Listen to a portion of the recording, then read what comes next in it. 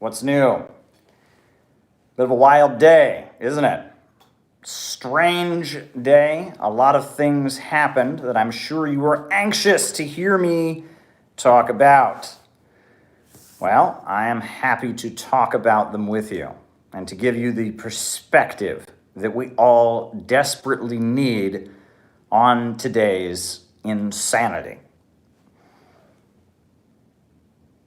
I'm happy to give you that perspective, happy to engage with you, happy to be addressing our community about some very, very, very important issues, some very, very important events, and how to understand them.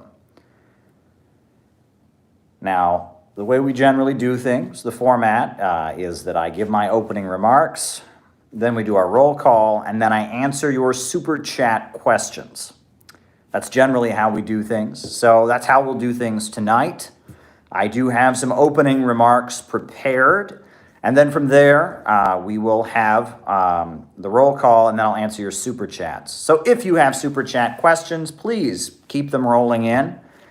And with no further ado, let me remind you all to post this on Reddit, post this on Twitter, post this on Facebook. Get this around, let people know this live is happening, let this be a big conversation because these are big, important topics we're going to be talking about. Be sure to hit the like button, be sure to hit the subscribe button, be sure to hit the notifications bell so you get informed every time we do one of these chats. And now I will just jump right into it. Folks, for those of you who may not be aware, today was the day that the U.S. Congress was scheduled to certify the presidential election results. This was the day that Congress was supposed to certify the Electoral College votes and set the stage for Joe Biden to take the oath of office. And today, Donald Trump called on all of his supporters to come to Washington, D.C. Trump maintains the election was fraudulent. There may have been something here or there that was irregular, but overall it looks to me like Biden won this by a lot. But, you know, the claims that somehow Biden is not the legitimate winner of the election don't really add up in my book. It's one thing here, one thing there. Could something have happened? Yes, but it wasn't enough, I don't think. Regardless, Trump called on his supporters to come to Washington, D.C. And people may not be aware, but all over Washington, D.C. for the last several days, there have been big signs posted everywhere, telling people that you cannot carry firearms in Washington, D.C., that it is illegal to carry firearms. If you are walking around D.C. and you have a gun, you will be arrested. So the police were prepared. For something to happen. And what did happen? Well, Donald Trump went out to his supporters, gave them a big fiery speech about how Oprah doesn't talk to him anymore, and about how the election he believes was rigged against him, and it was a big conspiracy, hating on China, because that's how Donald Trump has doubled down. And from there, Donald Trump's supporters not only took to the streets, but they stormed into the U.S. Capitol building. The Capitol building was evacuated. Members of Congress were on lockdown, and Donald Trump's supporters proceeded to go through the Capitol building. They went through Nancy Pelosi's office. They went through the podium where the speakers are. They set off a fire extinguisher. They engaged in huge amounts of property damage. And one woman was killed, one Trump-supporting activist woman. It was apparently a woman from San Diego. She was shot in the chest in a confrontation with a police officer. Now, Donald Trump's Twitter has been shut down. Donald Trump's Facebook has been shut down. Donald Trump's Instagram has been shut down. Mike Pence, the Vice President of the United States, is now giving orders to the U.S. military. No one knows exactly where Trump is, but everyone seems to be condemning what happened today on Capitol Hill as a display of idiocy and stupidity, as an attack on the democratic process in the United States, as a display of barbarism.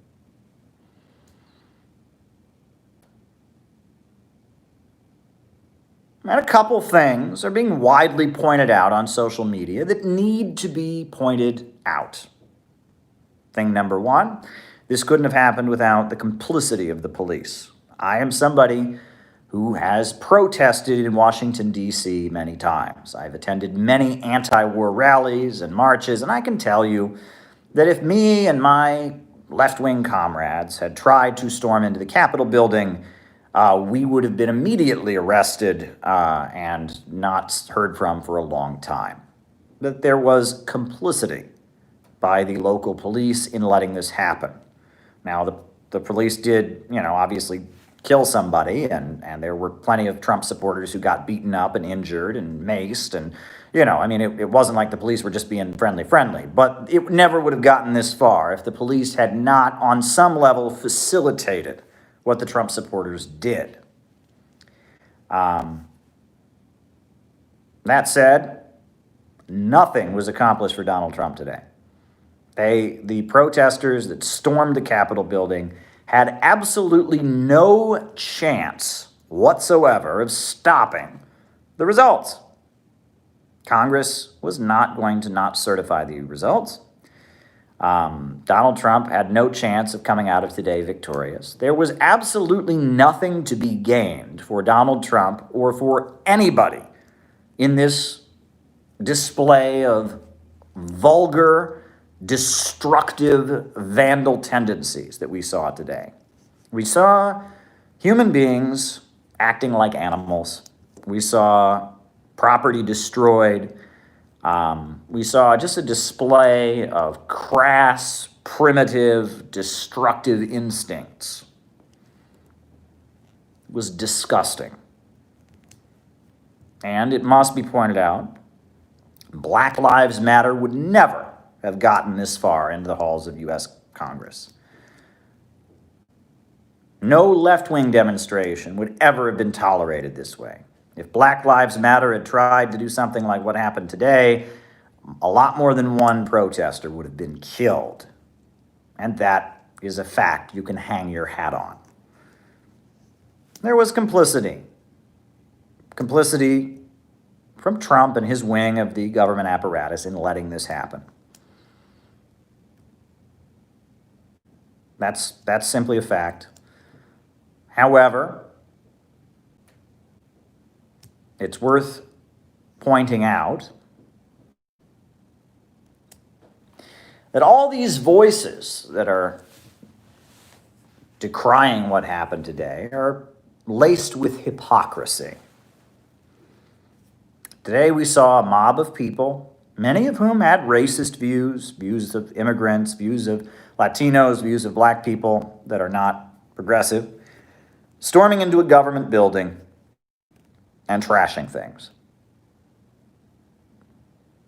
And if this had happened in Ukraine, it would have been called Euromaidan, because that's exactly what happened in Ukraine. Ukrainians who hate the Soviet Union, hate Jews, hate Russian speakers and ethnic Russians, stormed into the government buildings in Ukraine, in Kiev, destroyed property, seized control of the government, hung even the U.S. Confederate flag in the capital in Ukraine, and it was fully supported by American media. CNN cheered for it. In fact, Wolf Blitzer even did a whole special about the weapons these racist street fighters who overthrew the Ukrainian government and toppled the government of Yanukovych in Ukraine used. They went into great detail about it. All right.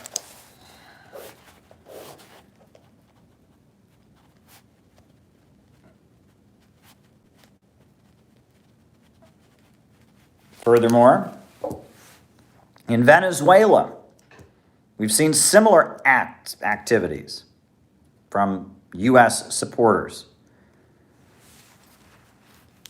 All right? Juan Guaido declares himself the president.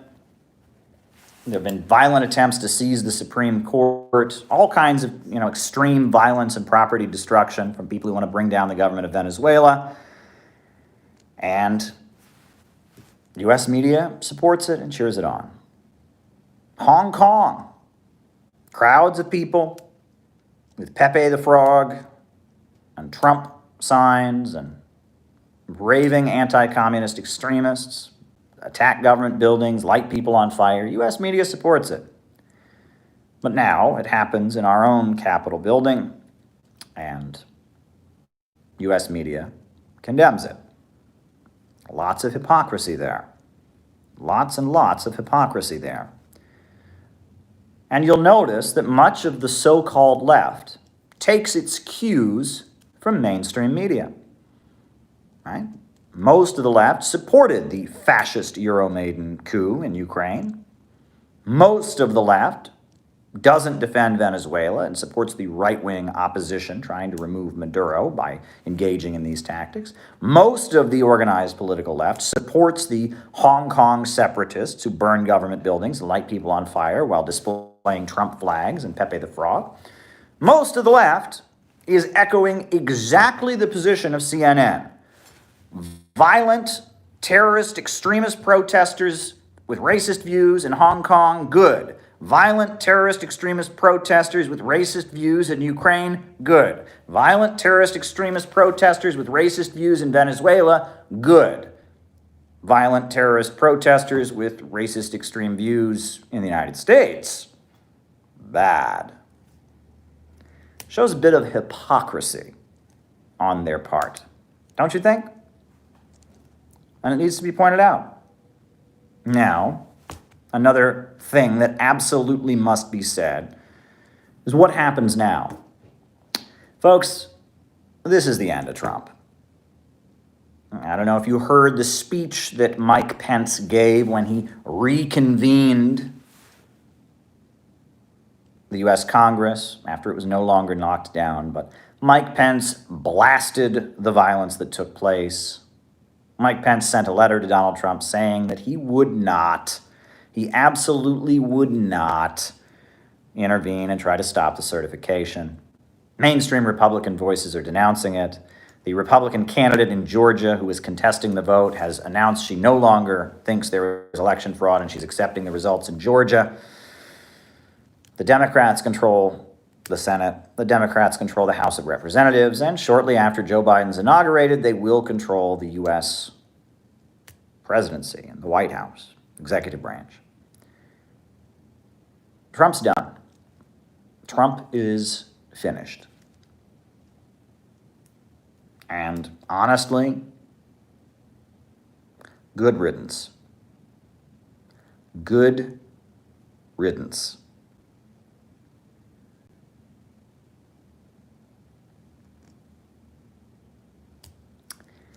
Folks, first of all, let's be clear about what happened here. This was not a coup. Civil liberties. This was not a coup. They had no chance of succeeding. This was Donald Trump marching his supporters off a cliff.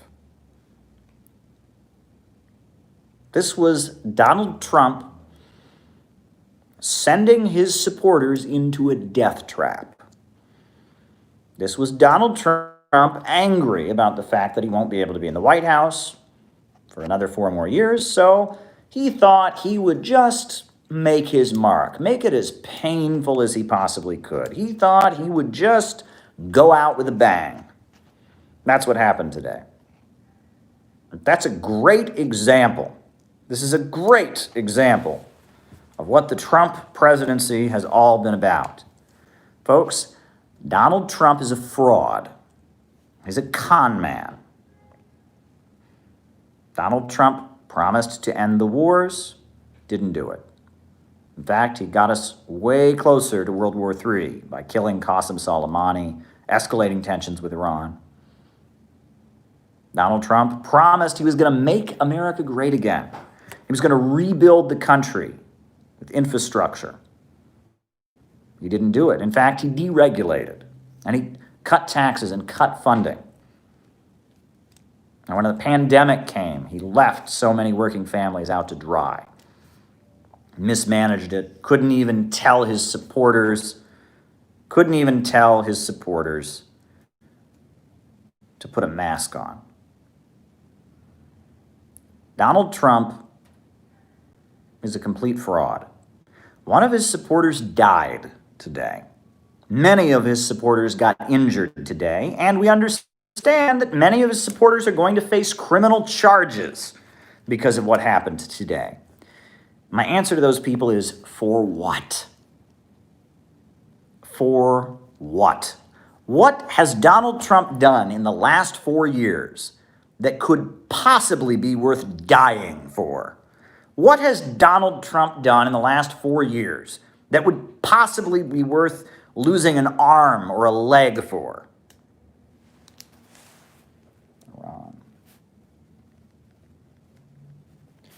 What on earth has Donald Trump done in the last 4 years that could possibly be worth going to prison for?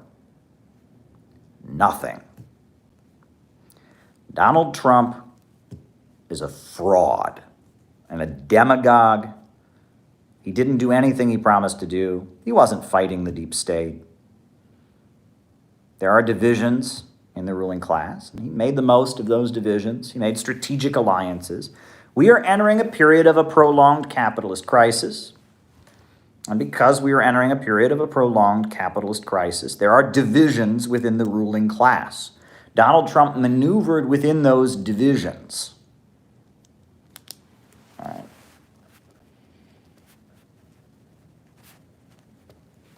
For his own gain. He built a network of supporters that would back him up and support him.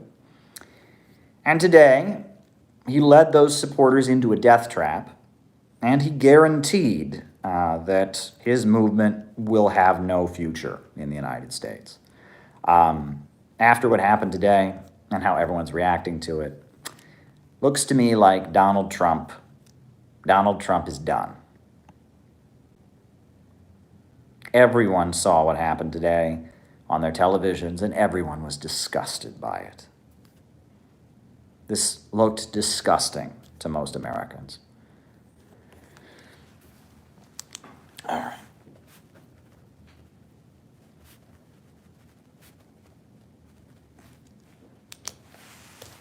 And most likely what's going to happen after this is that there's going to be a big crackdown on social media. They're going to blame Facebook and Twitter.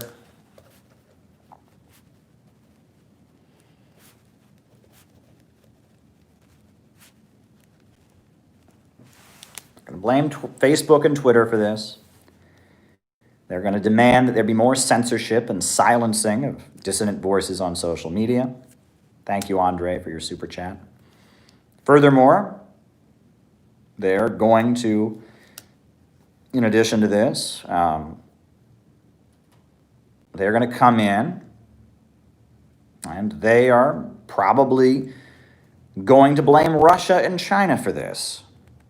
And they're going to say that it's Russia and China's fault that this happened. Somehow they'll whip up foreign hysteria about foreign propaganda, hacking our minds and making us do it. Silicon Valley will use this as a mandate for justifying their agenda of censorship. But you know what, folks? Amid all this negativity, there is a little glimmer of hope. There's a fact underneath all the awful things that happened today that makes me very, very, very optimistic, folks. Folks, Donald Trump did nothing to improve the lives of America's working families. All across the United States right now, Americans are seeing their standard of living go down. They're facing mass unemployment, hunger, opioid addiction, crumbling roads, crumbling infrastructure, water not being properly purified. Neighborhoods are being destroyed, communities are being destroyed, all while big bankers and monopolists make money. all while the prison industrial complex makes more money locking people in jail, all while the weapons manufacturers are so excited to start a new war and send young men from Ohio and Pennsylvania and Kentucky to die. While America is getting poorer, a group of billionaires and bankers are enriching themselves. And there are millions of Americans that are sick and tired of it. Now, Donald Trump came along and pretended he was fighting the deep state, pretended he was anti-war, pretended he was for the working class. And not only was he able to win the White House by doing that, but after he lost the election, Donald Trump was actually able to get thousands of people to risk their lives for him.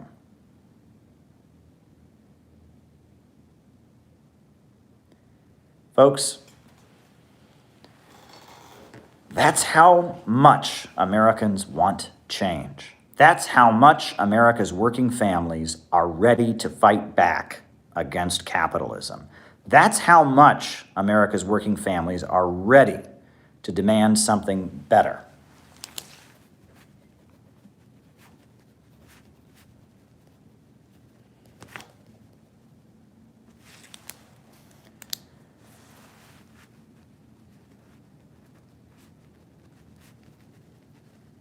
Folks, if this many people were willing to risk their lives for Donald Trump, imagine what they would do for a real socialist leader, for a real anti-capitalist and anti-imperialist leader, for a real worker who would fight for the working class, for a real leader. Imagine, right, today, thousands of people stormed the Capitol building. One of them got shot. A bunch of people got arrested. And Donald Trump did nothing. But imagine if somebody came into office and wiped out unemployment, guaranteed every American a job, no more unemployment, right? A massive jobs program. And with that, government hiring of millions of people rebuilt the country. Imagine that. Imagine that a president came in and completely ended the wars, really ended the wars. Imagine that.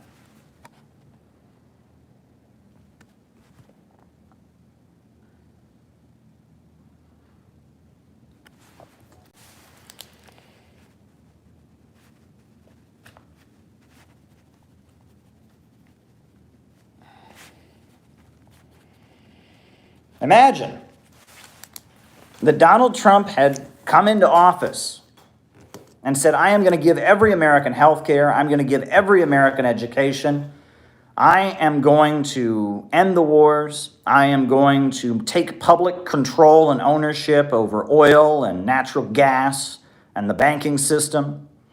Imagine that Donald Trump had taken dramatic moves to improve the lives of Americans. It would have been a way bigger crowd out there to fight for him today.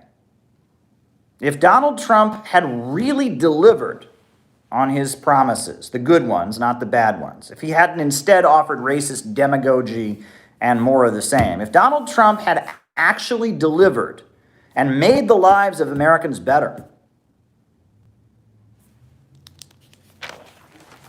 Donald Trump had done that, he would have been able to stay in office. If Donald Trump had done that, he would have been unstoppable. If Donald Trump had done that, he wouldn't have been able to be removed from office. Despite the fact that Donald Trump is such a failure and such a fraud, so many Americans are so desperate and so much suffering right now that they were willing to lay their lives down for Trump because they need things to get better. They desperately need things to get better. And the American working class is ready to fight. They are ready to fight. The working people of America are ready to fight back against this system. And Donald Trump pretended that he was going to lead them against the deep state, the FBI, the CIA, against the wars, right? Against the big corporations and banks that have shipped jobs overseas and destroyed communities, against the opioid manufacturers. Donald Trump pretended that he was leading a fight against this system, and he wasn't. And he didn't do anything to really improve people's lives. But just based on that perception, thousands of people risked their lives. One of them got killed and went out, and they were ready to storm Congress. Storm Congress to keep him in power, because that's how angry they are at the system. That is how angry they are at the system. That they would go out and risk their lives. So if some kind of American Hugo Chavez took office, if some kind of American Evo Morales took office, right? If some kind of American Juan Perón took office, an American Abdul Nasser, right? If an American leader really improved people's lives, came in and nationalized industries, came in and rebuilt America, came in and ended the wars, came in and really fought the elite, and really fought back against the ultra-right, and really fought back against the big bankers and corporations, I can guarantee you they wouldn't be driven out of office.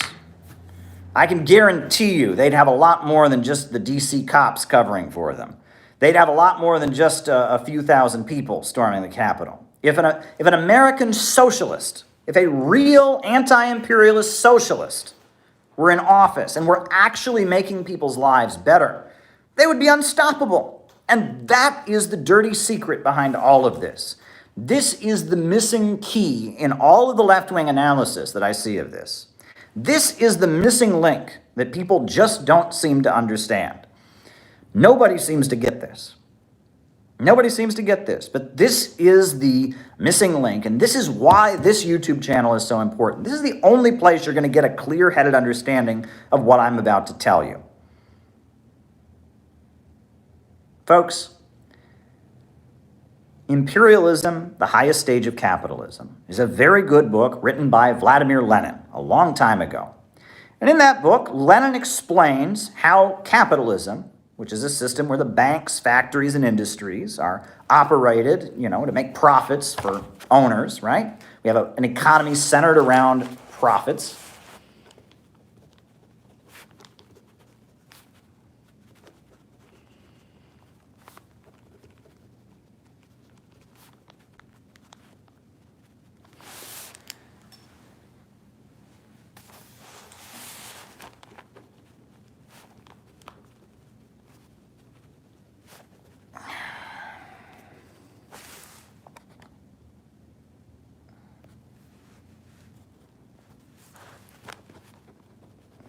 Writing down all your super chats.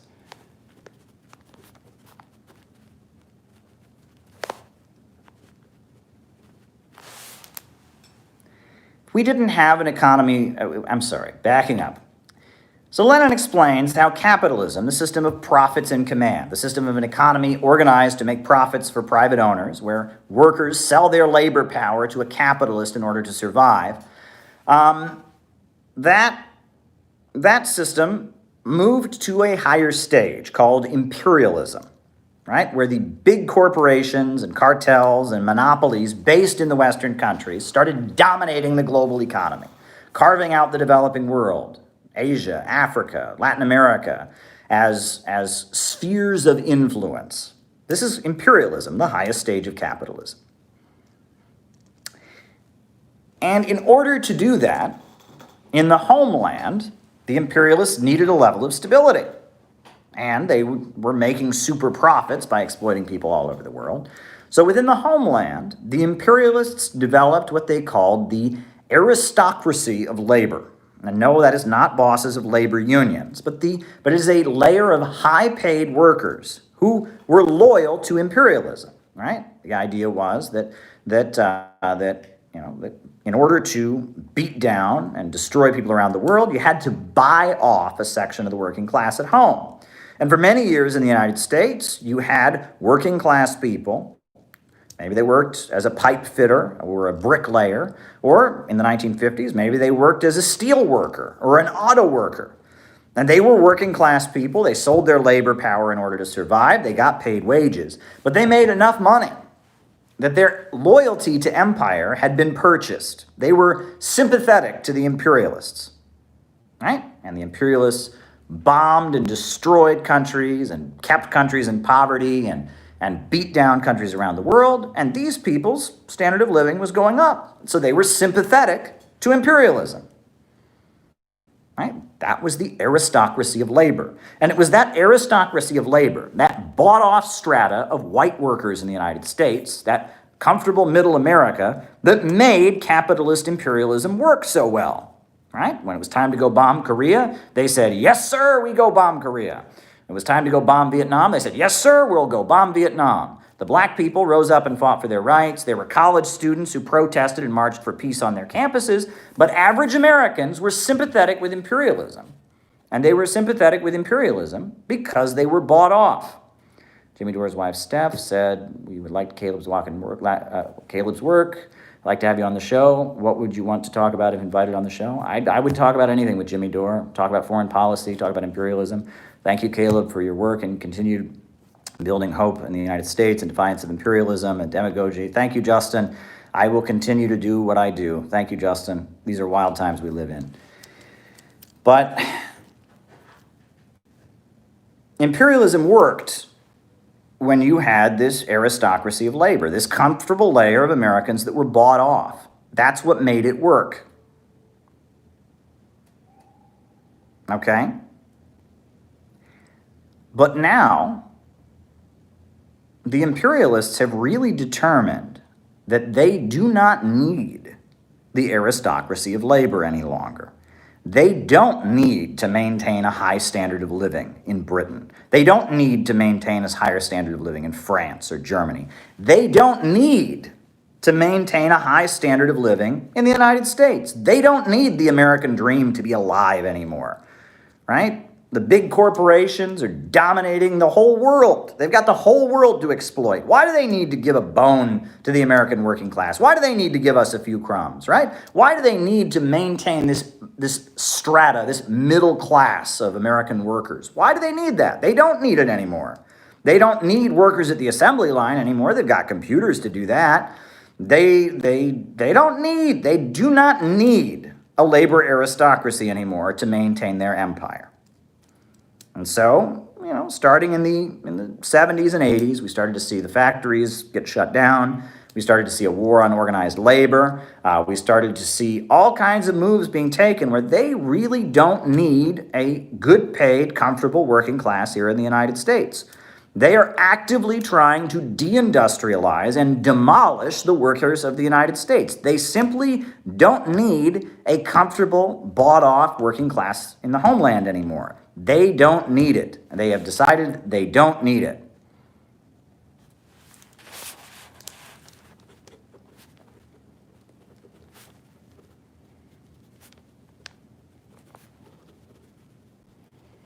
So millions of working class people throughout the United States are watching their communities be destroyed. They're watching their standard of living go down. Working class young people are realizing they're facing a lifetime of student debt and low wages and short-term service sector jobs and not being able to live out on their own, not being able to start a family.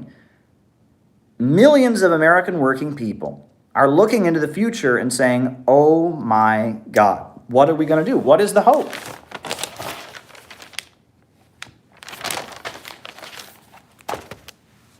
And there is no hope for them under this system. The capitalists made a cold, calculated financial decision, right? When a corporation decides to downsize, right? They're looking at their graph, and they say, oh, okay, all right. Well, we don't need this department anymore. Canceled, all right? They look at the graph, and they say, oh, we don't need that piece of machinery anymore. Canceled. Well, the international ruling class, the big bankers, the big corporations, Amazon, Jeff Bezos, Bill Gates, the Rockefellers, the Carnegies, the DuPonts. They looked at average American working families with their house and their car and their 2.5 kids and their white picket fence and their little dog Scruffy who goes, ruff, ruff, ruff. They looked at the average American family, that comfortable American dream middle class, and they said, you know what? Canceled. We don't need it anymore. Canceled. Canceled. And so instead of having decent roads in their neighborhoods, they got crumbling roads. Instead of having a decent economic future, they got opioids, drug addiction, and the prison industrial complex. Instead of having a future to believe in, they got join the military to pay for college and get shot in Iraq or in Syria or in Afghanistan. That's what they got. The ruling class has decided that the working people of the United States, that comfortable middle class, that strata that held U.S. society together, is canceled. It's done. And there are millions of working people who see the writing on the wall and they say, you're not going to cancel me. You're not going to erase me. You're not going to destroy me. And that's what Make America Great Again was all about. What did Donald Trump mean when he said Make America Great Again? He said, I am going to bring back the American dream. I am going to make your house and your car and your white picket fence come back. I am going to bring the good jobs back. This is what I'm going to do. I am going to make America great again. I'm going to go back to the 1950s. I am going to prevent you from being canceled. That's what Donald Trump said he was going to do. He said, you see what they're doing. They're canceling you. They're canceling you. Well, I am promising to make America great again by making you not canceled. And Donald Trump was a big fat liar, and he didn't do it. He did not do it. He failed. He deregulated. He privatized. He mishandled a pandemic. He was abysmal. And he almost started World War III. He almost invaded Venezuela. He escalated things. He divided the working class, supported police brutality, supported anti-immigrant bigotry. Donald Trump didn't do any of that. But the reason that he had such a strong base of support is because the working class is ready to fight back. And because of the fact that the left has abandoned the working class. The left has abandoned the working class. Let me repeat that. The left has abandoned the working class. The left, the organized political left, has abandoned the working class. Folks, there's a book that's so popular these days. Every left-wing circle, everyone's, have you read Settlers? Have you read Settlers? Settlers is this book. If you get interested in socialism or communism, oh, you got to read Settlers. And what does Settlers say? Well, Settlers says the American workers are all a bunch of racists. The American workers have no revolutionary potential. They're all just a bunch of racists, and there is no... The actual title of the book is Settlers, The Mythology of the White Proletariat. So, floating around left-wing circles, there's this belief that average Americans are all a bunch of racist scumbags. So don't organize them. There's a focus on identity politics. There's a focus on anything but class struggle. If you talk about all the things I just talked about on here, about how they're destroying the living standards of millions of workers, that's called class reductionism, right? I have been told that even using the word working class, this is my favorite, is a racist dog whistle, right? You're not allowed to say working class anymore because that's a racist dog whistle, right? A certain person who will not be named tweeted out today that all the people supporting Trump need to disappear. Not all the people supporting Trump need to understand that capitalism is their enemy and that socialism is... No. All the people supporting Donald Trump need to disappear. And this person, which I'm sure many of you know who I'm talking about, his father happens to be a very, very wealthy Hollywood producer. Why was he saying that all these people supporting Donald Trump need to disappear? Because he's part of that ruling class that has canceled middle America. And that is the perfect expression of what the ultra-rich want. They want to cancel the American working class. They want the American working class to disappear. They want the American working class to go away. That's what they want, right? And if they can give us a lecture about American workers, oh, they're all so, what is this? The left has abandoned the working class in Australia too. Can you point out the division of identity politics? Of course. And that's the thing. That's the thing, right? Socialism has stopped being about the working class. I remember right after Donald Trump was elected, I went to Weirton, West Virginia, and I interviewed a steel worker. And he had voted for Donald Trump. And I asked him why he voted for Donald Trump. And he told me it's because of the fact that, he said, according to him, Democrats don't care about the working class anymore. Now they're just a bunch of socialists. And I asked him what he thought a socialist was, and he described someone running through the streets, breaking windows, and you know, college kids, radicals, right? This class politics has been abandoned. It is now considered offensive and unacceptable and proof you're a Nazi. I don't know who that is. It is considered all these bad things if you dare ever talk about class struggle, if you ever talk about economics, number one. If you ever talk about it. So right now, we have a country that is decaying in a crisis of capitalism, and nobody from the Marxist movement is putting forward a socialist agenda. Right? Millions of people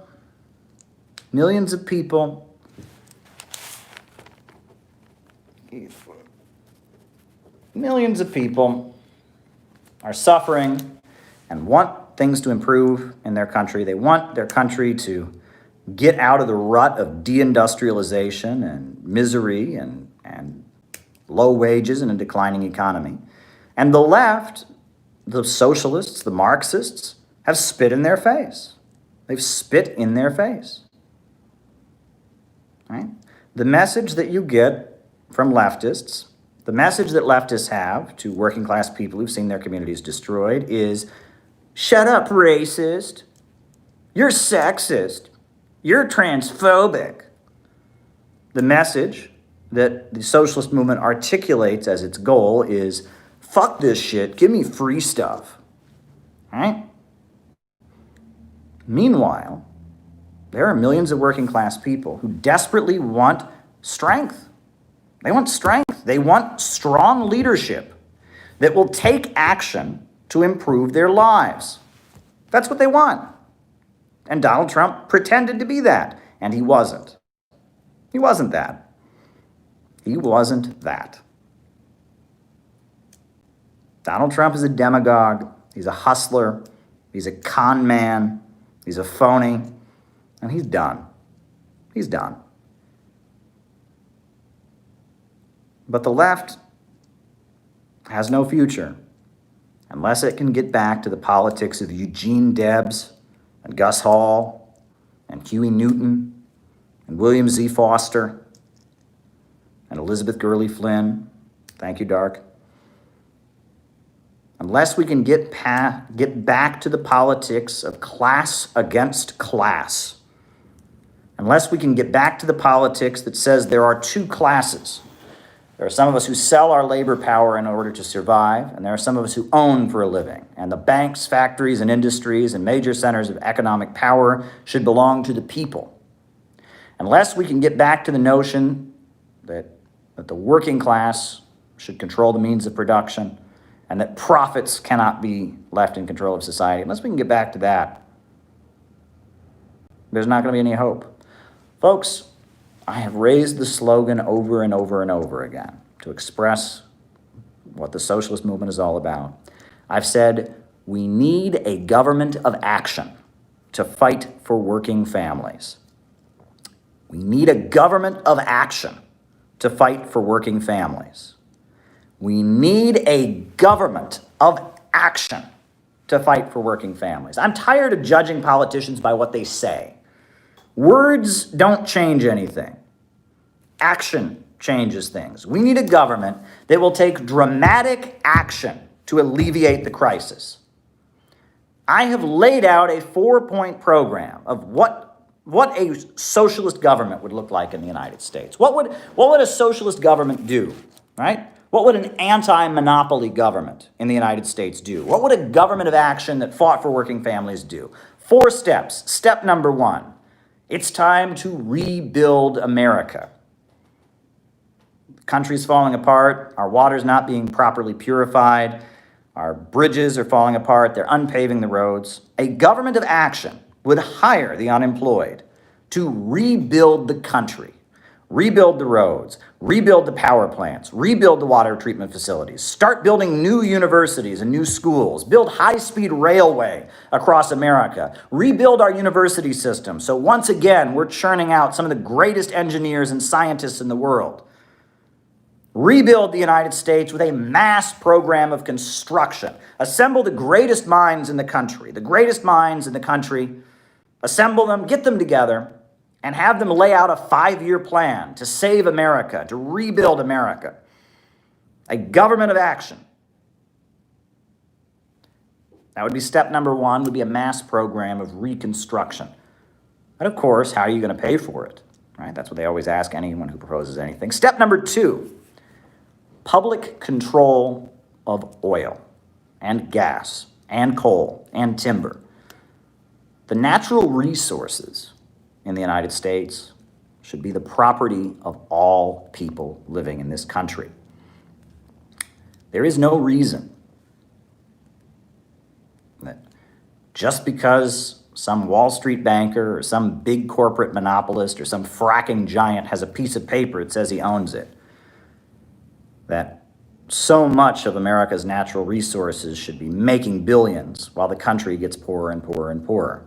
America's coal, America's timber, America's oil, America's natural gas should be managed in a way that is to the benefit of all Americans, and the profits from America's natural gas should be used for expanding the wealth and making a better living condition and a better living standard for all Americans. Public control of our natural resources. That would be step number 2. Step number 3, the banking system. Folks, maybe the Communist Manifesto by Karl Marx is a little too radical for you. Maybe the writings of Lenin and Che Guevara and Ho Chi Minh is too radical for you. Read the Constitution of the United States. The Constitution of the United States says that only the federal government can print money. But now we have privatized the printing of money. The Federal Reserve prints our money, and every dollar we print gets us more deeper in debt to big bankers. Well, I say that we follow the U.S. Constitution and nationalize our money system and nationalize our banking system. You know, perhaps you're not into Marx. Read the Bible, read the Quran, read the Torah. Every major religion makes clear that lending of money at interest is a sin. It is not acceptable, right? In Christianity, they call it usury. In Islam, they call it ribald. But the lending of money at interest is not allowed. And why is it not allowed? Because it leads to the creation of a creditor class. It leads to a group of people who get money by having money, right? They have money and they get more money by having money. They don't do anything to earn money. It leads to a huge amount of money and wealth being created without any physical economy growing. The lending of money should be a monopoly in the hands of the state. If someone wants a loan to start their business or buy a new house, that loan should come from society overall. They should go to the community, go to their town, their city, their state, their country, and say, this is what I want to do. And they should get the loan, not on the basis of whether a private banker can make money off of it, but whether or not what they tend to do, like set up a new house or set up a new business, whether or not that is in the interest of the community. And if it is in the interest of the community, we give them the loan. And if it's not in the interest of the community, we don't give them the loan. And when they pay back their loan, the money that they pay back, the interest, goes into the public budget so we can have more schools and more hospitals and more healthcare and more facilities and more roads and high-speed railway and computers and everything we need. The lending of money should be in the hands of the state. And with the lending of money in the hands of the state can lay out the economic priorities. We can say, you know what, we need better highways. We're going to finance more highways. We need better schools. We're going to finance better schools. So America will see communism with checks and balances, written rules of party membership. Thus, in order to create absolute power, whom should I email for more info? Checks and balances. The fourth step would be the enactment of Roosevelt's Economic Bill of Rights. Guarantee every American the right to an education, the right to housing, the right to health care, the right to a job, the right to food. Make sure that no one is left behind and the potential of every American is unleashed, that every American is unleashed to give their full potential to society by becoming a fully educated person, by being plugged into the workforce, by having health care and education. We need a society that gives to its people so that its people are unleashed to give back to it. The problem in the United States right now, this is the problem. Folks, the way our government acts, the way our elite acts, is when a new baby is born in this country, the elites of the United States go, oh shit, another one of them is born. God damn it, another one of those pesky working class people is born. I mean, we don't have enough jobs for all of them yet. Oh my God, why the hell were they born? Oh God, that is the attitude of our society. When a new human being comes into our society, we go, oh shit, oh, we can't have this. Oh, well folks, that's not the attitude that a healthy society has. A healthy society sees a new person being born and says, great, this is a person full of potential. This is a person who can help us build a wealthier society. We are going to invest in this person by giving them an education. We are going to make sure we find a job where they will do something to the benefit of society. We are going to utilize this person as an asset for society.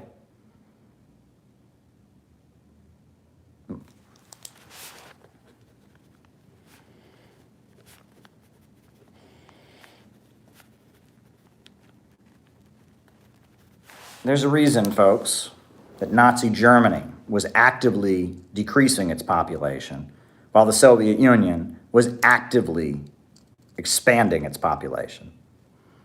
Right? In capitalism, more and more people come, while the capitalists are constantly trying to find a way to hire fewer and fewer of them, pay fewer and fewer, lower and lower wages to those who do work. Right? Look, the ruling class has canceled the American workers. They have canceled Huey Long. They have canceled the American working class. They don't need a comfortable strata of working class people in the United States anymore. They don't. And millions of working class people in the United States are saying, we don't want to be canceled. We are human beings. We have a future. We're not just a calculation in a machine. We're not just a statistic in your computer. We're human beings. We have the right to life. We have something to contribute. We want to be part of a community. We want to be valued. This is what the capitalists don't seem to understand. Every building in the New York City skyline, every great monument, every product in every store was created by workers. Workers assembled it. Workers shipped it. Workers are selling it to you in the store. Human beings are collective creatures. They work together. Everything human beings have accomplished has been the result of collective human labor. Human beings are collective in nature. They work together. They work together. But we have a system that says individualism above all else. Everyone's on their own. The government is best, the governs least. Society has no obligation to you, and you have no obligation to society. You're on your own, buddy. Sink or swim. That's the attitude we have. And that attitude is leading toward an epic disaster. Human beings join groups. Human beings work together with other human beings. They disagree, they fight, sure. Sure. But at the end of the day, we sink or swim as a species together. And this pandemic is a great example of that. Right? The health of one is the health of all. The fact that we didn't have an effort, a society-wide effort to defeat the pandemic. We said, oh, healthcare it's your issue, you're on your own. The fact that we did that, that's gotten us into this mess. Countries with a more collectivist outlook, a socialistic system, they handled it much better. We in the United States, nope, you're on your own. Not my problem, right? This is the problem. Liberalism as an ideology, the philosophy that says you're on your own, sink or swim, survival of the fittest, that philosophy is dying. Illiberalism is rising. Human beings work together in groups. Liberalism is dying and decaying, and illiberalism is rising. But the question is, what kind of illiberalism will it be? Will it be a socialist illiberalism that says people of the world join hands, fight for a whole new world, get rid of profits in command, get to a higher stage of material abundance, eliminate poverty, eliminate greed, fight off the danger posed by climate change, new scientific breakthroughs, new horizons? Or will it be a right-wing illiberalism that reinforces primitive hierarchies, that seeks to exterminate sections of the population, that believes some people are naturally superior to others? Which will it be? Which will it be? That's the question before us. Will it be a progressive illiberalism that says we can get beyond liberalism? We can get to a world where everyone has value and every human is cherished as part of a human community, where the banks, factories, and industries are organized to serve public good and not profits, where we organize society to build a better life? Or will we have an illiberalism that says some people are superior to others, some people need to be removed, some people need to be beaten down and destroyed? Which kind of illiberalism will triumph? That's the question before us. That is the question before us. If the left does not get over its anti-populism, if the left does not find a way to be the champion of America's working families that are struggling to survive right now, then you can almost guarantee that somebody a lot scarier than Donald Trump will be in power. Folks, only socialism can save America. It was socialism that took Russia from being one of the poorest countries in the world to being a global superpower. It was socialism that's the reason China is at this point the second largest economy in the world. It's because of socialism that Cuba is known all over the world for its great medical system. Socialism works. It's a very successful system. It's raised millions from poverty. It's built huge hydroelectrical power plants. Gaddafi's Libya, the socialist system there, built the great man-made river. I think you would enjoy, okay. Folks, the only way out of this mess is with socialism. And that's why we have to keep doing what we're doing. And that's why we have to build the Center for Political Innovation. And that's why we have to rescue socialism from the pessimistic, destructive ideology of the synthetic left. And all these working people who got suckered by Trump and got duped by Trump need to be part of a real socialist movement that can really save this country from the disaster unfolding because of capitalism. The strong have an obligation to the weak, the smart have an obligation to the dim. Together we can figure things out. All people, all right. So there you go, folks. How does China maintain a dictatorship of the proletariat while tolerating the existence of billionaires? I know we politely disagree. All right. China, billionaires, dictatorship. Very good, folks. That's my reaction to all the craziness we saw today. Don't know how much longer this YouTube channel is going to exist. You know, they're going to shut us up eventually. I expect a huge wave of censorship pretty soon. That's okay. I'll be here until that happens, and as soon as they censor me on this platform, I'll be on another one. I ain't going away. The Center for Political Innovation is not going away. The movement to build a new America and rescue this country from the greed of, imperialism and war is not going away. The disaster that happened today is a sign of things to come. We need a way out of this disaster. I'm being a little bit repetitive. But that's okay, folks. That's my opening remarks. It's just what's on my mind today. So on that note, folks, I will call you out as I see you. Names and locations. Who's with us tonight? Names and locations. There's a lot of you there tonight, so I want to call you all out there.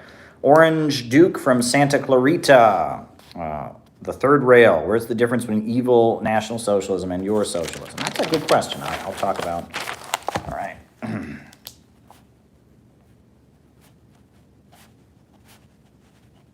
Okay. Ukraine, Portland, Oregon, Zach from Dallas, Manhattan, Kansas, Long Island City, New York City, Campbell, California, New Orleans at the moment, Shanghai, Pittsburgh, Pennsylvania, Nassau County, Ramiro in East LA, Ottawa, Canada, Wisconsin, Alberta, Jenny Lynn in Cincinnati, Germ in High Point, North Carolina, Ryan in Oakland, California, Henderson, Nevada, Capitol Hill, Juan from Mexico, Jay from the UK, Rapid City, South Dakota, Washington State, Freehold, New Jersey, Trevor from Belfast, Ireland, Nowhere Particulars, Seoul, South Korea, Julian from Texas, glad to see you from PA, first time, welcome Carmen, welcome. Kieran from San Diego, Bendigo, Australia, David Fox, welcome. Mohsen from Iran, Shah from Maryland, Pennsylvania, USA, West Virginia, East Berlin, Vancouver, Calcutta, India, good morning, Dallas, New Orleans, Wisconsin, Freehold, New Jersey, Christian from Texas, Prescott, Arizona, Eric in Chiang Mai, Detroit, Nowhere Particular, Pomona, California, Louis from Boston, Glendale, California, Zoc from Illinois, Macedonia, Kieran from Toronto, California, Laos, Ohio, Johnny Cash Song, St. David's, Bermuda, Seattle, Washington, Santiago, Chile, Berea, Ohio, James, Pennsylvania, San Jose, Brazoria County, Texas, Frank in the Netherlands, Urbanism in the city of Los Angeles, Chris from the Department of Motor Vehicles, okay? Corona County, Minnesota. Thank you for your opening remarks, says Frank. Well, thank you, Frank, for everything we do here. We appreciate you, Caleb, says James Leon. Great. Solidarity from Northern Michigan. Very good. New York City, Alan Lee. Capital Broom Closet. Norway. My Way or Norway. Kendall in San Diego. Very, very good stuff. Cleveland Pirate Alex. Welcome. Welcome, everybody. Welcome. Nepal in the house. Seattle is with us. Very, very good. Southwest Florida, fight on, Caleb. Jake from Texas, crazy what happened. In my bed in Oregon. San Diego, very good, folks. Very, very good. Pittsburgh, Pennsylvania. Nebraska. Nebraska is with us. Maryland, Virginia. Vallejo, California. Auckland, New Zealand. Folks, be sure to hit the like button. Be sure to hit the subscribe button. Be sure to hit the notifications bell so you get reminded the next time we do one of these. I'm having a great time, folks. I really am. I mean, as much as what happened today was demoralizing and disgusting and scary, look, folks, the country is ripe for a real socialist movement. It is, right? The banks, factories, and industries and major centers of economic power should be forced to work in the interests of the people. In the interests of the people, not in the interests of profiteers and bankers. The state should control the means of production, and we need a government of action that will fight for working families. And that's what I'm for, and that's what we need. Now, there's a huge amount of super chats here, but I am going to answer them. Might not give you the answer that you want, but I will try to give an answer to all of these questions. So, first question.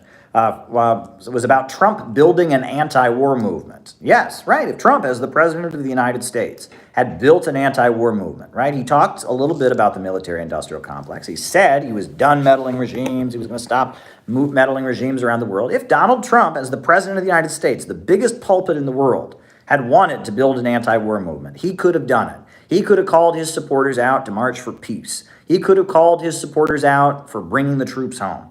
He could have done that, but he didn't do it. He did not do it. Now, the person asking the question says that probably would have led to something bad happening to Donald Trump. Of course, that's why he didn't do it, because Trump is a demagogue.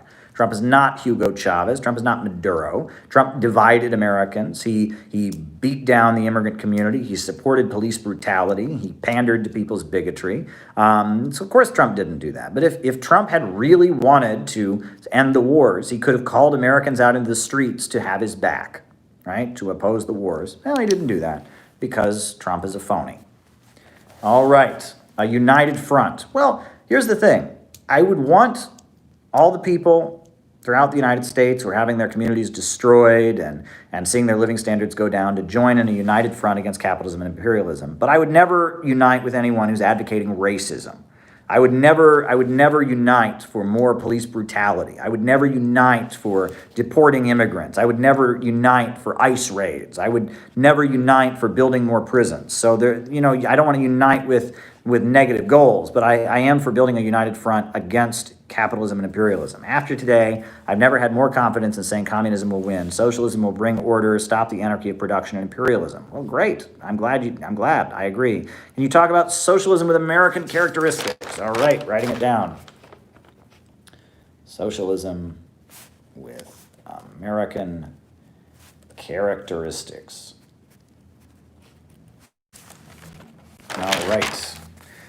All right, civil liberties. That was a question from David Fox. I do predict there will be a crackdown on social media. They will claim that social media is egging on the chaotic events in the Capitol. They'll try to blame foreign actors for it, and as a result of that, I expect there will be a lot more censorship on social media, no doubt about it.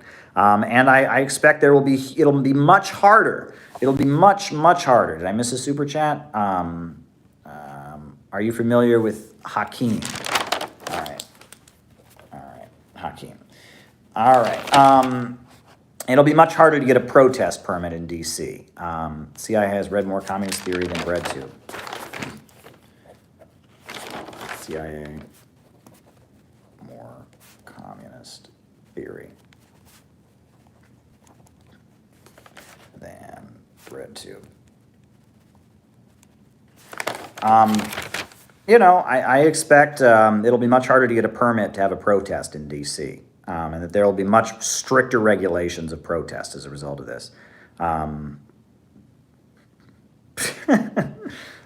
won't write it down. All right. Iran has put out a call for the arrest of Donald Trump for Interpol because Donald Trump murdered Qasem Soleimani. That was an act of war. It was a cowardly act of murder. Brought us to the brink of World War III. And Iran is rightly outraged. They're mourning the fact that somebody who was a top fighter against ISIS, somebody who was a top fighter against Al-Qaeda and the terrorists was murdered, was killed. And that instead of investigating the Saudis and their ties to ISIS and Al-Qaeda, instead of cutting off these extremists, someone's recommending a YouTube channel there in the chat. Instead of doing that, Donald Trump killed an anti-imperialist who'd protected Christians in Syria from ISIS, who had protected Iraqi religious minorities. So, yeah. Consequences of a USA-China rift. I expect Biden's going to try to smooth it over a little bit, but I expect there will be a lot more anti-Chinese bigotry. The media will be full of, how tall am I? I'm well over 5 feet, but I'm not 6 feet. How's that? I'm between 5 and 6 feet tall. I expect that there'll be more bigotry against China. There'll be more false media stories alleging that China is evil and wants to kill us all. There'll be more anti-communism, but there'll be more interest in communism among people who don't buy it. And that a lot of people who are somewhat frustrated with this system and will be more open to hearing positive things about China. So that'll be a good thing. Confused MAGA fools. Yeah, I mean, it's sad. These people got suckered, right? They got taken advantage of. Imagine if the left were the ones that were fighting for working people. Imagine if the left didn't oppose strength, right? And didn't celebrate chaos and destruction, but looked like a group of responsible people who want to save the country from capitalism. Imagine that we had a responsible, constructive socialist movement instead of a chaos-loving, pessimistic death cult. Imagine that we had a real, responsible socialist movement. This would be a very different country right now. Well, we're going to have a real, responsible socialist movement, folks. We're doing it. We're doing it. The Center for Political Innovation is on the march. Students and Youth for a New America is on the march. We've been having web conferences. We are changing the face of American socialism. I wrote my book, City Builders and Vandals, and socialism will be rescued from the synthetic left. We are going to move ahead. We are going to build a rational, constructive socialism to save America from the nightmare that's been imposed by profits and greed and imperialism. All right, the class character of today's protesters. Look, I think there were a lot of working class people among those protesters.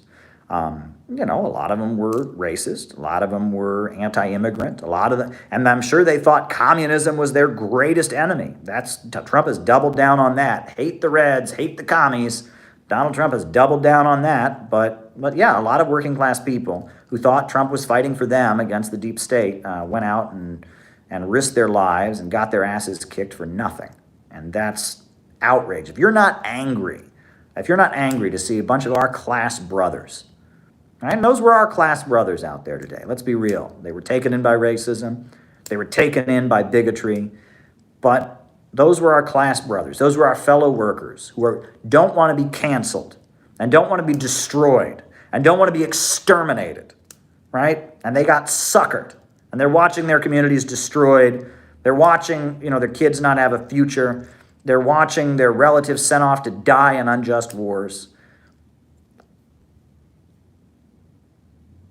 I'm sorry, it just gets me a little bit emotional. It gets me a little bit emotional sometimes to see people that are desperate and the people that can tell that no one on Capitol Hill cares about them, can tell that none of these big bankers and Wall Street imperialists care about them, and can tell they've been left behind and their community's been left behind, their country's been left behind, they've been left behind, and they're looking for somebody to stand up and fight for them. They're looking for somebody to fight against the deep state and the FBI and the CIA and the big monopolies and the huge corporations. They're looking for somebody who looks strong to stand up against all of this. And the only option they get is Donald Trump. And they get suckered and taken advantage of. And it makes me mad. And it makes me mad that because I actually want a real anti-racist, anti-imperialist government, I want a real socialist government, I get called a Nazi and a fascist. All the time, people call me Nazi and fascist, right? Leftist politics has been hijacked by this destructive, pessimistic, pro-imperialist, middle-class wankery. And I'm on here talking about how we need to fight for the rights of working people. And I'm saying the only hope that we really have, which is a workers' movement against imperialism and capitalism. And I am the center of hate. I am the center of hate by these people. But, I'm not going to stop. Trust me, I'm not going to stop. All right, what is the new GOP post-Trump? Who knows? People are looking at Ted Cruz. People are looking at Ted Cruz as the new face of the Republican Party. He's pretty articulate. He's a good speaker. But yeah, the Republicans, after what happened today, all the Republicans are denouncing what Trump did, and this looks like, the Republicans are going to, take a little bit to reboot. There's going to be a pause, right, while the Democrats control all of the federal government, Congress and the executive branch. There's going to be a little bit of a pause in the Republican Party, like there was under Obama, right? For the first term of Obama, the Republican Party was going, whoa. They had Rush Limbaugh speak at CPAC, and they were trying to figure out what they were about. And I think there will be a confusion. But what's going to come next? Right? If you think Trump is scary, the next demagogue from the right is going to be even scarier. It's going to be even scarier, right? Now, I've got my eyes on Andrew Yang. There's some potential there, right? I don't know exactly if it's good or bad, but there's some big potential there, right? Andrew Yang seems to understand that that Americans want a managerial approach and they want a strong leader. Now, there's some very negative things. UBI has a negative side to it as well. I'd rather people have an income than not, but it could be an austerity program. So I'm not for Yang, but I'm just telling you that there's a huge amount of potential in Andrew Yang, no question about it. All right. Liberals won control of Congress? You bet they did. All right. Showing the effectiveness of communism. All right, well, easy. Ask people, what did China look like in 1950 or 1949? And what does China look like now? That pretty well shows the effectiveness of communism. Who beat Hitler, right? Who built the hydroelectrical power plants of Egypt, right? Maybe you can list some of the great things socialism has built, right? The largest power plant in the world is the Three Gorges Dam in China, built by the Chinese Communist Party. The biggest irrigation system in the world was built by Muammar Gaddafi. The greatest healthcare system in the world and the greatest medical school in the world was built by Fidel Castro in Cuba, right? The space program, space travel was invented by the Soviet Union, right? I mean, one of the biggest elevated roads, right? The China-Pakistan Friendship Highway was built by Mao and the Chinese Communist Party. Socialists are really good at building stuff. Socialists are really good at building stuff and raising people out of poverty.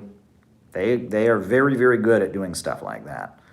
The evidence of socialism's achievements are all around us, right? These idiots, they say, oh, your cell phone is capitalism. Well, LED lights, right? It's an LED screen on your cell phone. That LED lights were invented in the Soviet Union. So that's not capitalism, right? That's a Soviet invention, LED lights. And on top of that, the first mobile phone was also invented in the Soviet Union in 1957 by Kaprianovich. So mobile phones and LED lights, the LED's touchscreen on your phone, as well as the cellular phone, were invented in the Soviet Union. We have been told a big, big, big lie our whole lives. Socialism doesn't work anywhere. It's failed everywhere it's ever been tried. And most of the fake socialists out there go, oh, that's true. And so you cannot talk about economic discourse in the United States without getting over that big lie. If you can't confront the big lie that socialism failed everywhere it's ever been tried, you can't get over that big lie, you can't talk about socialism. You can't do it. You can't do it. All righty. And socialism has not failed everywhere it's ever been tried. Socialism has created some of the greatest achievements. I have not read Michael Lind's The New Class War. Did Stalin harm and relocate ethnic minorities? Yes. During the Second World War, there was a policy in the Soviet Union of moving the population around moving people around based on their nationality, right? That was how, as the Soviet Union was locked down and mobilized to fight the Nazis, and the Nazis killed 26 million people when they invaded. Part of what they did was move people around on the basis of their nationality. In Chechnya, for example, there was a pro-Nazi insurgency. So they deported the Chechens out of Chechnya so there wouldn't be space so they could just defeat the pro-Nazi insurgents. People called that forced deportation. They did deport people on the basis of their nationality. That's true. And it's actually because of this policy of moving people around and deporting people, from one Soviet republic to another on the basis of their nationality, that the Soviet Union was able to rescue millions of Jews, right? If the Nazis took over the area you were in and you were Jewish, you went to a death camp. Well, the Soviet Union moved people around on the basis of their nationality and as a result rescued millions of Jews. Personal computers, the smarts and smartphone were also invented in the Soviet Union. Absolutely. The Soviets had an amazing computer program. Were people trusted less because of their nationality? Yes. There was at one point they declared certain reactionary nationalities and jobs were not assigned to them. Obviously, plenty of room for criticism there. I'm not saying, yes, were people moved around and did they experience harm because of their nationality during the Second World War? Absolutely.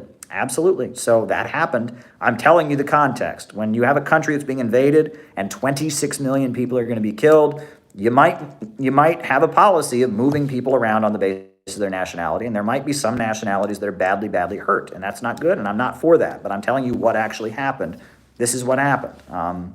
And saving Jews from the death camps, that was a good thing. deporting Chechens from Chechnya, maybe not such a good thing, right?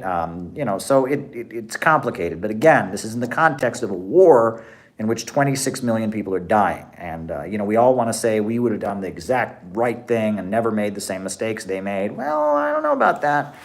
It's very easy to say, well, if it was me, I would have. It's very easy to say that. But you look at the conditions the Soviet Union and the Bolsheviks were in, what they achieved were miracles. They took a country that was backward and agrarian and made it a superpower. They defeated the Nazis. They invented space travel. They electrified the whole country. They wiped out illiteracy. Look at some of the films that were coming out. Eisenstein. Look at the achievements they did, the music of Shostakovich, the new universities they built. What the Soviet Union achieved was amazing. It was amazing, right? It was utterly amazing what they were able to do there. Without capitalism, surrounded by imperialism, under constant attack, they achieved real miracles. Did bad things happen? Yes. Were there lots of people who shouldn't have gone to gulags? Yes. Was there the level of free speech we have in the West? No. Okay, so I'm not going to pretend the bad stuff didn't happen. But to say, Soviet Union failed, never did anything, communism failed everywhere it's ever been tried, that ain't true. That's false. So there you go. All right. Cops taking selfies with protesters. That happened, right? And like I said, this never would have gotten this out of control if the police weren't in on it somehow. Okay, trust me. I've been to many protests in D.C. This doesn't happen unless the police, are in on it. That said, though, and there was the selfies and all that. That said, though, they did kill a woman, for Christ's sakes. A woman got killed, right? A bunch of people got maced. A bunch of people got beaten up. So, they weren't, the selfies, that happened. But there was some other instances where Trump supporters got a pretty harsh beating, and one of them got killed. So it's not that simple. Things are usually much more nuanced. But yes, what happened today could not have happened without a huge amount of support from the Capitol Police. That happened. Who could lead a populist movement in the United States? Well, I was very optimistic about Tulsi Gabbard, and I still am. The fact that Tulsi Gabbard echoed a lot of Bernie Sanders' policies, but was also an anti-imperialist, also stood with the Syrian people against imperialism, that was exciting. I don't like some of her other policies, so, okay, leftists supporting Mujahideen. So there you go.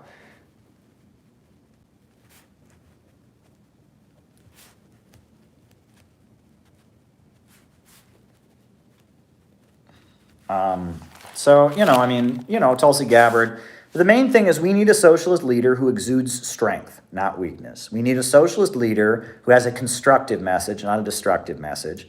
We need a socialism that is optimistic and hopeful, not pessimistic, right? We need a new kind of socialism. We need a new Gus Hall, a new William Z. Foster, a new Eugene Debs. That's what we need.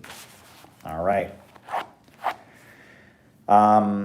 In the South, they weren't bought off. That's true, and that's why all the socialist revolutions happened in the quote-unquote global South or in the developing world, because those countries, and a lot of times, in most of those countries, the socialist revolution was fought on the basis of national liberation, right? It was Ho Chi Minh was fighting for the liberation of Vietnam, right? That's the truth. He was fighting for the national liberation of Vietnam, right? Fidel was fighting for the liberation of Cuba, right? And that most of the revolutions that happened, Mao was fighting for the liberation of China, right? It happened on the basis of nationalism and national liberation. However, it was understood that the only way the nation or the country could be free was to adopt proletarian internationalism. So there you go. What did I mean about my Keith Woods tweet? Well, Keith Woods agreed with all the people making fun of me and saying that, billionaires are bad. Keith Woods agrees with the synthetic left. Wealth is bad. Endless growth is bad. He tweeted that out. So I thought it was important. At the moment, Vosh and all these people were insulting me and claiming I support Jeff Bezos because I pointed out that socialism doesn't oppose wealth. It opposes exploitation. And that our goal is for all of humanity to be so wealthy the state can go away. Right, and that we need a society of vast material abundance to get communism. That's what I pointed out. I was being widely attacked for this because the synthetic left doesn't believe in growth and doesn't believe in wealth and wants everyone to be poorer, so it's good for Mother Nature, kumbaya, whatever. So this whole fight happened, and I pointed out that communism, the higher stage of communism, is based on vast material abundance. I did that, and Keith Woods, who's a far-right white supremacist, he tweeted at me that he agreed with the synthetic left and that he opposes growth and he opposes wealth. Well, there you go. Okay. I mean, I pointed that out, that the fascists and the Vauchites and the synthetic left were agreeing. They both oppose historical progress. Socialism is based on optimism. It's based on the belief we can get to a better and higher form of civilization. It's not destructive. It's not hopeless. And it's not based on worshiping poverty. It's based on creating a level of material abundance so strong that you can facilitate a socialist society. Go read the Critique of the Goethe Program, where Marx talks about this, about how wealth springs abundantly, the basis of communism, a world that is stateless and classless. That's based on vast abundance. Checks and balances. Of course, we would need checks and balances in a socialist society, right? I am all for checks and balances. I'm all for democratic rights and civil liberties. All right. Most money created by private banks. Yes, private banks make lots of money. And do they create anything? Not really. It's human labor that is the source of wealth. Labor and nature is the source of all wealth. But there's a lot of fictitious capital. There's a lot of money that's made out of other money. And that's a problem. All right, Huey Long. Huey Long was a great populist leader from Louisiana, right? The Share the Wealth movement, right? And he taxed Standard Oil, and he kicked the ass of the Rockefellers and the Standard Oil Company and used it to build bridges and schools and wipe out illiteracy in Louisiana and provide decent services to people. Huey Long, he built roads so small farmers could take their goods to the market and sell them. Huey Long was a great progressive, and he was a friend of black people. He fought for the right of black people to register to vote. Huey Newton, the founder of the Black Panthers, is actually named after Huey Long. Huey Long was a progressive and a populist, the Share the Wealth movement. Every man a king, for you can be a millionaire. And if there's something belonging to others, there's enough for all people to share. Yeah, that was Huey Long, right? Every man a king, but none shall wear a crown. Yeah, Huey Long was a populist, a fighter for working people. He was anti-war, anti-imperialist. He was great. Unfortunately, he didn't like Roosevelt, so he ended up on the wrong side of the Popular Front, and that's a whole nother story. I think he meant fractional reserve lending. Okay. All right. China, right? So China, right now, right, they have worked very hard to facilitate foreign investment, to bring foreign investment into the country.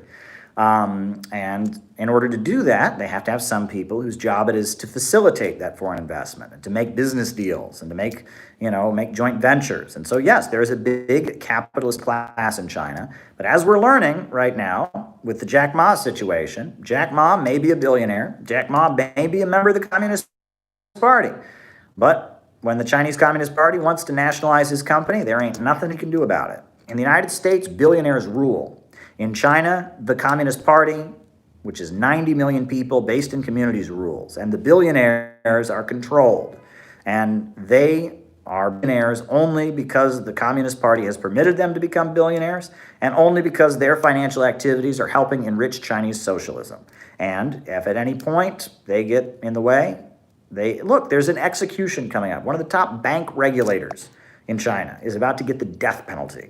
Did you see that? A banker, a corporate regulator who is taking bribes is going to get the death penalty, right? They have executed billionaires. There was a billionaire who got the death penalty for his involvement in organized crime and all of that. In China, the billionaires don't rule, and the economy doesn't function according to profits, right? The economy functions according to the Chinese Communist Party's plan. They can control the economy, but have a lot of Chinese people become wealthy as a result? Yes. In fact, every day another Chinese person becomes a millionaire. At least before the pandemic, that was how it was going. Wealth is expanding in Chinese society. I hope that they will take measures to combat some of the growing inequality. And obviously there are things that go on that shouldn't go on. But China does not have an economy based on profits. The banks, factories, and industries function according to what the Chinese Communist Party says. They're private. Sure, they're trying to make a profit and all that. But if the Communist Party shows up, they're done. And a lot of the private companies in China aren't so private, like Huawei, right? Huawei is technically a private company, but it depends on government subsidies. Depends on government subsidies, number one. Most of the board of directors are in the Chinese military, number two. Number three, it's a profit-sharing entity. where workers actually get a wage, their pay is based on how the company does overall. It's technically a cooperative under Chinese law. Harvard Business Review wrote a very good article about how Huawei Technologies is a great example of profit sharing working. So, I mean, Huawei, is it technically a private company? Yes, but it's part of the socialist economy. And that's a lot of Chinese companies are like that. They're not really functioning according to profits. And even the ones that are, at any point, the Chinese Communist Party can show up and say, you know what, you're done, right? I mean, in China, the economy is forced by the state to work in the interests of the country. It's not allowed to just do whatever is profitable for private owners, right? It doesn't run rampant. It's not the anarchy of production. It is socialism with Chinese characteristics. Keith Wood opposes billionaires' wealth. He doesn't believe in infinite growth. Well, then he's not a Marxist, and he never was. I mean, he's a white supremacist, right? I believe that we have to have growth in order to get to a stateless, classless world, and that to get to a society with so much material abundance that we can get rid of any need for a state, get rid of all coercion, where people work just because they feel like doing it, right? As Marx lays out in Critique of the Goethe Program, right? The four alls, as the Maoists call it, where labor becomes life's prime want, not a necessity. People work because they feel like it. That kind of society, the only way you could get there is with everyone being far wealthier than billionaires are in our time. The goal of Marxism is not to make people poorer. We don't oppose wealth. We do not oppose wealth. No Marxist opposes wealth. Marxists oppose exploitation. They oppose the system where wealth is created by exploiting other people. They oppose a system where profits are in command. But the goal of socialism is to create a society with so much abundance that the very need for a state can break down, the higher stage of communism. Okay. What's the difference between what you want and National Socialism? Well, National Socialism is the ideology of Hitler in Germany. And National Socialism, number one, is reactionary. It believes that German traditions and hierarchies need to be reinforced, that some people are naturally superior to others. It embraces social Darwinism. National Socialism promotes anti-Semitic conspiracies, that Nazis believe, National Socialism believes there's some kind of conspiracy by Jews against, the world or something like that. And National Socialism pits one race against another race, the Germans versus everyone else, specifically singling out and hating Jews and gypsies, the persecution of homosexuals, so I certainly don't agree with it in that sense. National Socialism glorifies authoritarianism. It glorifies having a very harsh and punitive state. National Socialism looks backward. It basically argues democracy is a form of decadence, and that that the people should be serving their leaders, not leaders serving the people. If you look at Nazism and the roots of Nazism, Oswald Spengler, various ideologues that were key. You can read Carl Schmitt. That Nazism is a reactionary philosophy. Right? And it's based on dividing people on the basis of race. It's based on reinforcing social hierarchies. It may criticize capitalism here and there, but at the end of the day, Nazism never changed capitalist property relations, right? Most of the economy in Germany remained private. The government spent lots of money on the military. The government spent lots of money locking people in prisons. But other than that, there was no real state central plan. Almost all the companies remained private, and a lot of what the Nazi state did is bail out companies. It set up a military-industrial complex. It gave corporations free labor from prison concentration camp prisoners. That's completely different than the socialism that I advocate. I advocate getting rid of capitalism and raising the level of abundance and breaking down hierarchies, not looking to the past, not trying to reinforce one race being superior to another race, not preaching the conspiracy theories demonizing Jews or any other religious or ethnic group, but rather organizing the economy to serve the people, raising the level of material abundance, breaking down social hierarchies, breaking down divisions, breaking down racial divisions and national divisions, and trying to bring people together on the basis of building a more prosperous and peaceful world. And National Socialism and Hitler's ideology was about war and prisons and punishment and reinforcing social hierarchies and preaching hate and preaching racial supremacism. So that's why I don't agree with it. I never have. I don't know why that's, I've never agreed with Nazism, ever. Fascism is reactionary. It opposes historical progress. Fascism is about destruction, and it's about trying to resolve a capitalist crisis by stigmatizing and beating down one section of society. And I don't agree with that. Now, someone's asking me, what about socialism with American characteristics? I've always used that phrase to be provocative. In China, they call their system socialism with Chinese characteristics. And I've often tried to make the point that never in the United States are the American people going to adopt Juche or Bolivarianism or Baathism or Maoism or Kim Il-sungism or Trotskyism. Americans are never going to reject a foreign ideology. When socialism comes to the United States, it will be a socialism that is meant to resolve the contradictions in this country. It'll be about resolving the class struggle here, the history of racism and oppression here. Socialism, when it comes to the United States, will be about solving the problems of the United States and moving the United States towards socialism.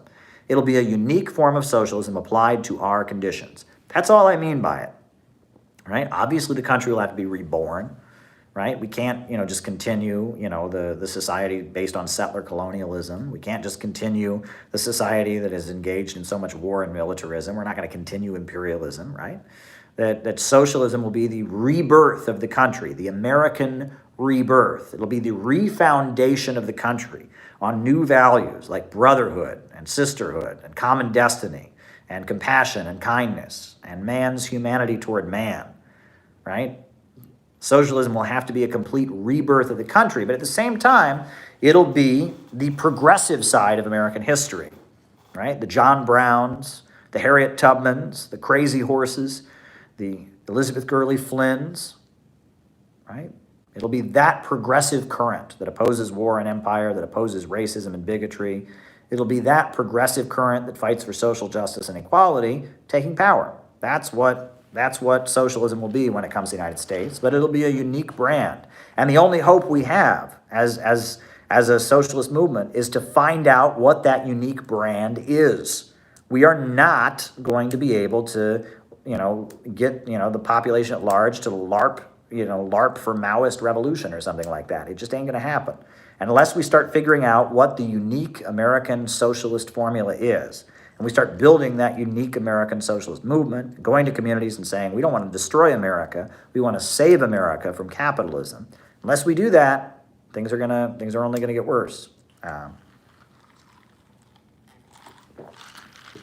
I'm fading fast, folks. It's been a long day, and I'm going to get up early tomorrow. But all right, what do I think of Hakeem?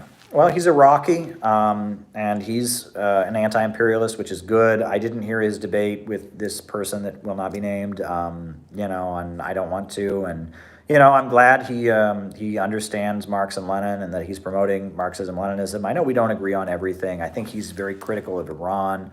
All right, after World War I, all right. World War I, Germany. I think he's much more critical of Iran than I am. I think Iran is a positive force in the region, and that Iran working to stabilize Iraq is a good thing. I think that I think that he does. He's got this kind of knee-jerk reaction to things that I talk about, like socialism with American characteristics. I think he's got more of a third worldist approach, but he has the right to that, right? I would never tell an Iraqi they have to believe in the American working class. If I were an Iraqi, I sure as hell wouldn't believe in the American working class. But yeah, I mean, he's a leftist YouTuber. I'm glad he's doing what he's doing and promoting a good revolutionary socialist message. I don't agree with everything he says. I'm sure he doesn't agree with what I say, but that's how it is. All right. CIA is more communist than BreadTube. That is totally true. I mean, these people, they don't understand that socialism is based on abundance. They don't understand that socialism is about getting rid of profits in command and the anarchy of production. They think socialism is that they start a little workers' cooperative in the woods and share everything. They think socialism is a hippy-dippy commune, and anything that reeks of strength or power scares them and triggers them and makes them uncomfortable, and they think is Nazi. They are a destructive entity, and they think fascism is anyone who's not a liberal is by definition a fascist, and that's what I don't agree with them on. And that's why we need to build real socialism, and we need to build the Center for Political Innovation. All righty. All right. Why did some leftists support the Mujahideen Maoists? Well, during the 1970s, the Gang of Four, which was a faction that was backed by Mao, they were in power in the 1970s, and they said the Soviet Union was the main danger to the people of the world. And so based on that, they supported anti-Soviet movements, not just in Afghanistan, but in Angola, in Iran, all over the world. China even recognized Pinochet, and the Revolutionary Communist Party, the Maoist Party of Chile, even wrote a letter to China criticizing it. China was in a mode where they thought the Soviets were their main enemy. So Maoists, on that basis, operated that way as well. Alrighty, World War I, Germany. Well, look, after World War I, Germany was stripped of its colonies, right? It had been an imperialist power, but it lost all the spheres of influence. It was stripped of its colonies, wasn't even allowed to have a military. And so, as a result of that, the German industrial capitalists were very weak. And there was a big communist movement among the workers, and American and British banks were beating down Germany and financially dominating it, and the country was very poor and decimated. So the British started funding Hitler as a counter gang to fight communists, right? Hitler, just like Mussolini in Italy, Hitler had been covertly supported by the British to kill German communists. That was basically what it was. The Nazis were a street fighting group that went around killing communists, were backed by the British. But as the crisis deepened, Hitler was able to make an arrangement with Hjalmar Schacht. Hjalmar Schacht was a German banker who was friends with the Krupp family and the Tyson family. Those are key industrial capitalist families. And Hjalmar Schacht basically got Hitler to be a Bonapartist figure on behalf of German industrial capitalists. And they did cancel all their debts to American and British banks. And it was basically the German industrial capitalists destroying the communists, but also rolling back the power of German, American, and banks and trying to reassert their colonialism. Ultimately, what the Second World War was that Germany had been stripped of its colonies and stripped of its spheres of influence as an imperialist power. And under Hitler's leadership, they tried to get it back. It didn't go so well. And that was that. And that's what World War II was. There you go. All right, folks, it's been a long night. Thank you all for being here. Out of chaos cometh order, out of darkness cometh light. We will get out of this mess, but today reinforced how gosh darn important our project is. We are the only hope. If we can't save socialism from itself, socialism won't be able to save America, and socialism is the only hope America has. Folks, today, reiterated, the American workers are ready to fight for somebody who's against the deep state, somebody who's against the ruling class, someone who's against the wars. They're ready to fight for somebody. And Trump hustled them. Trump took advantage of that. And if somebody from the left, if a progressive figure from the left doesn't come forward to fight against the system, the next Trump is going to be a lot scarier.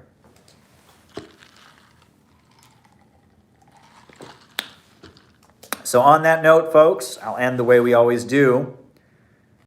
A new upsurge in the struggle against U.S. imperialism is now emerging throughout the world. Ever since World War II, U.S. imperialism and its followers have been continuously launching wars of aggression. But the people of various countries have been continuously waging revolutionary wars to defeat their aggression.